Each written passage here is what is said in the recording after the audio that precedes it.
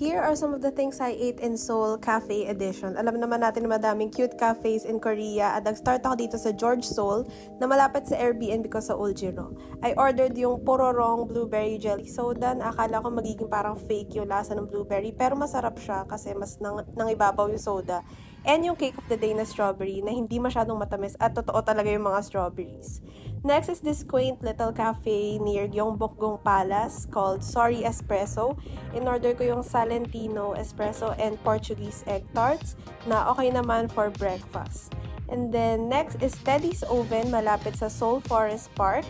Ito naman ang cute kasi lahat bear themed at in-order ko yung tiramisu tart and Teddy's latte na nasarapan ako both. Pati yung mga bear, nakakain siya. This one, malambot. Habang yung isa naman sa latte, parang cookie siya. So, nag-enjoy ako dyan. And yung last naman is yung Rain Report. Ito, medyo mahal yung mga drinks and pastries dito. Ang in-order ko yung Mont Blanc and Sesame Cloud Latte.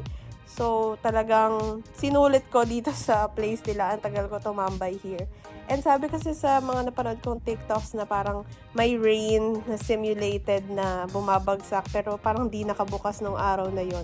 So, tumambay na lang ako dyan sa may labas na part nila. And then to add lang is Paris Baguette na magkakaroon na ata dito sa Pilipinas. So, umorder lang ako ng caramel macchiato and this bread na for breakfast lang din. So, yeah.